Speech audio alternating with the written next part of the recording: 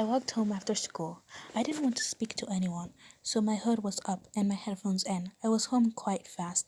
I don't know if it if I was just walked really fast or my house was close to school. As I walked through the doors, my parents greeted me and asked how my day had went. Meh, I replied and shrugged my shoulders. I went into my room, did my homework. After I was done, I just threw me on my bed and looked at my phone. As I always, my phone shows recent news. I usually don't read them, but one of them caught my interest. Another murder of an innocent family. I clicked it, started reading it. As of known, of the main suspect is Jeffrey the Woods. He is crazy sociopath charged with third-degree murder and more. My parents called me down for dinner to talk. We talked as usual, but nothing special. Weeks passed. School sucked more than ever.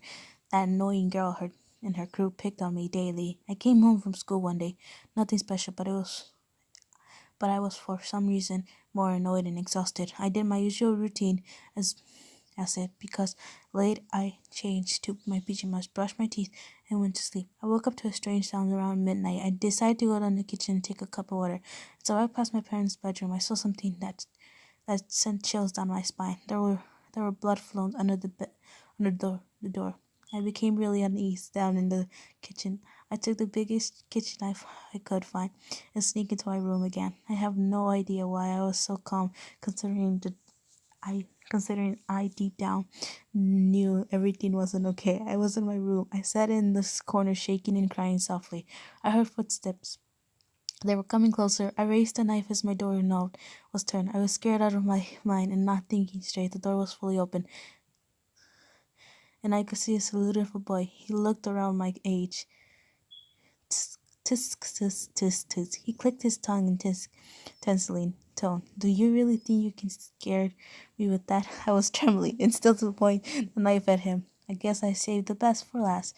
He chuckled before I knew he was right in front of me, slowly putting his knife to my throat. My, what a shame you haven't even seen your parents yet. He pulled me up and put tape all over my mouth and tied my hands together under my back.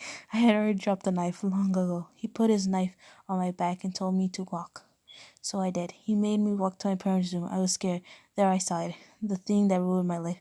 There were my beloved parents. Heads dissipated with a big smile carved in quotes when carved in. That's when I noticed he had the same smile carved in his cheeks. As I looked longer, I indeed to puke, but the tape on my mouth made me unable to start to, and I started crying. Unfortunately, oh, shut up, you little bitch! He whined. I managed to somehow get the tape off my mouth. Go to hell! I yelled at him. He laughed. Girl, I'm already here. Hmm.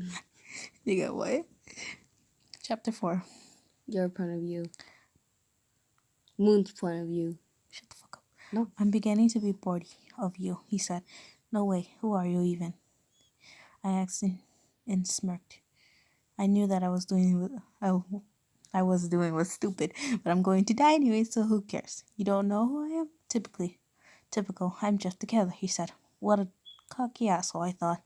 Go to sleep, he said in a dark voice. I want you to suffer, he said as he stabbed me in the almond. It hurt as hell, but I didn't show it. I just stared at him in dead eyes. I was bleeding a lot, so he went to stab me again. I quickly turned around. Instead of stabbing my guts, he hits the ties on my back. He scraped my spine. I ran as fast as I could for my own room, where the knife was. He was right after. I found the knife, and as he ran to me with his knife, I drew mine further and stabbed him in the shoulder. Oh, you little! He could finish his sentence before I had stabbed him in the other shoulder. I now was on top of him. As I was about to stab him, I heard something, as it was a female voice. Jeff, what's taking so long? I impaled him with the knife and ran.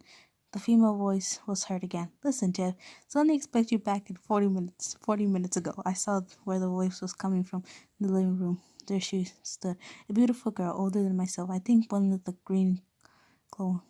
with one green glowing eye. She noticed me and started to laugh. Oh my god, Jeff, did this girl get you? She was laughing so much. I fainted. I woke up wondering why the hell I wasn't dead. I feared I fainted deep like I hear muttered. And sure enough, there I laid, hooked on the shitload of drugs, and I heard heart monitor. But this is not a hospital. My eyes slowly adjust to the dim light. I look around and try to stand up. If I move, my stomach would hurt like hell.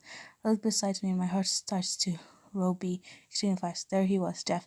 Someone took notice of my heart monitor and gave me some understanding, and soon I was asleep again. I started to wake up again. This time I kept my eyes closed and just listened. I could hear two voices, the same female voice as earlier, and the deep and hollow voice, probably a man. I think she'll be good. Addition to the team, she is obviously not sane anymore, said the female voice. But does she have any experience killing? Said the other voice. Well, not killing, but she did almost kill Jeff, and that's something, continued the female. They're talking about me, I thought. My heart started racing. I almost killed Jeff. I thought, hey, Clockwork, I think she's awake, the male voice said. The female must be Clockwork.